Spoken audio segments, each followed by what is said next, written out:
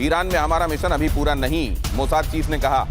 Iran में सत्ता परिवर्तन तक मिशन जारी, मोसाद चीफ का कहना है। ऑपरेशन के दौरान आईडीएफ ने अपने खतरों को खत्म किया, मोसाद चीफ ने कहा। उन मिसाइलों को हमने तबाह किया जो इजराइल के लिए खतरा थी। यही बात यहां अचल सर कह रहे थे कि अमेरिका नहीं, इजराइल भी साथ में आए टेबल में, और अगर उनकी एक तरीके से साझा विल इस मामले में दिखाई देगी तो यह बात बन भी सकती है। लेकिन इस समय ये कितनी आदर्श बातें हैं या कितनी व्यावहारिक, सवाल यह है प्रोफेसर अमिताभ।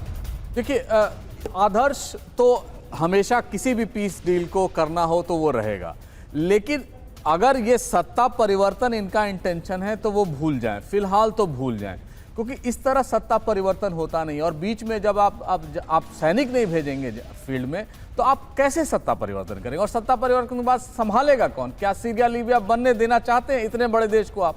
तो वो तो संभव नहीं है।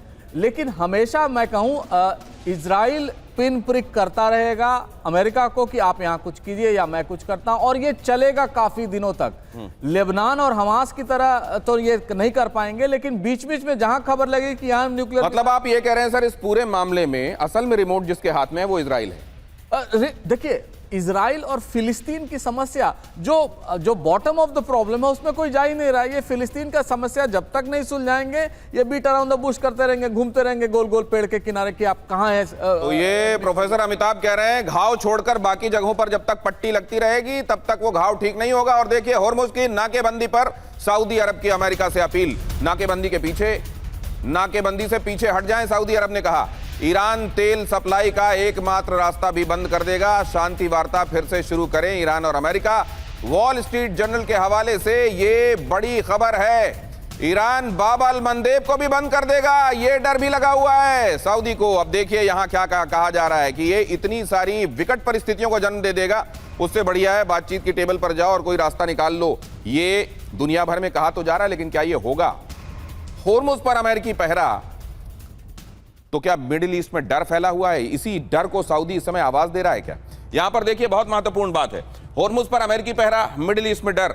तो क्या ये ट्रंप को समझा रहे होंगे पहले जिन्होंने कहा कि जाओ जाओ जल्दी करो, अटैक क्यों नहीं कर रहे हो? क्या आप वही कह रहे होंगे कि इधर देखो होर्मुज में वैसा मत कर देना कि बाब अल मंदेब तक फैल जाए मामला, हमारा खेल खराब हो जाएगा। सऊदी अरब की यूनाइटेड स्टेट से घेराबंदी हटाने की अपील। यूनाइटेड स्टेट से कहा घेराबंदी से ईरान और भड़क उठेगा। ईरान बदले में बाब अल मंदेब को भी बंद कर देगा और हूती के जरिए तेल टैंकरों पर हमले, यमन से हमले होंगे और यह बढ़ जाएगा। बाब अल मंदेब से 25 मिलियन बैरल हर दिन सप्लाई करता है सऊदी अरब। यहां से इतना तेल जाता है सऊदी अरब का। सऊदी अरब जब ये कह रहा होगा तो डोनाल्ड ट्रंप क्या कह रहे होंगे? तब तो कह रहे थे कि हमले करो, अब ये क्यों कह रहे हो? क्या ऐसा कहा जा रहा होगा काले सर? नहीं, देखिए, सऊदी अरब की अपनी प्रॉब्लम है। Saudi Arab wants to continue, वो अपना तेल जो है बेचना कंटिन्यू करना चाहते हैं। और मुझ बंद हो गया तो बाब अल मंदेब के अलावा उनके पास कोई ऑप्शन नहीं है। पाइपलाइन से वो भेज ही रहे हैं, परंतु जितना वो तेल भेज सकते हैं उससे तो बहुत कम भेज रहे हैं। तो इस समय जो है as it is Middle East में सबको अपनी इकोनॉमिक प्रॉब्लम्स दिख रही हैं, बिकॉज उनकी अर्निंग केवल तेल के बेचने से। अगर एक महीने तक अर्निंग नहीं हुई तो आप खुद सोच सकते हैं कि वहां पर क्या प्रॉब्लम्स होने वाली हैं। रिजर्व्स हैं बट कब तक चलेंगे आफ्टर ऑल? तो अगर ये ब्लॉकेड ज्यादा देर तक चलता है और हुतीज इसमें इन्वॉल्व हो जाते हैं, जो पॉसिबिलिटी दिख रही है, बिकॉज अगर ईरान को रिप्रीव नहीं मिला तो डेफिनेटली हुतीज एक्टिव होंगे, इसमें कोई शक ही नहीं है। तो वही तरीका है प्रेशर केवल बनाने का। 15 सेकंड में आपसे मैं ये आशीष जानना चाह रहा हूं, बहुत सारे लोग ये कह रहे हैं कि वर्ल्ड वॉर 1 के दौरान जो जेरासोवो जिस तरीके से एक भूमिका बनाता हुआ दिखाई दिया, पोलैंड वर्ल्ड वॉर 2 के लिए, क्या होर्मुज हो सकता है इस बार के वर्ल्ड वॉर के लिए वो जगह? वर्ल्ड वॉर तो नहीं, पर ये जरूर हो सकता है कि जो लास्ट बड़ी रिसेशन आई थी या फिर इकोनॉमिक कोलैप्स हुआ था, ये उसके पास लेके जा सकता है, अगर भारत और बाकी जो ऐसे देश हैं जो सबसे ज्यादा प्रभावित हो रहे हैं वो इस टेबल पर नहीं बैठेंगे। तो मुझे यह भी लगता है कि युद्ध का भी स्वरूप बदल गया है। परंपरागत युद्ध जिस तरीके से लड़े, एक जमाने में तीर धनुष वाले लड़े जाते थे, बाद में फिर आपने देखा गोला बारूद वाले आ गए, अब बहुत डिफरेंट आ गए हैं।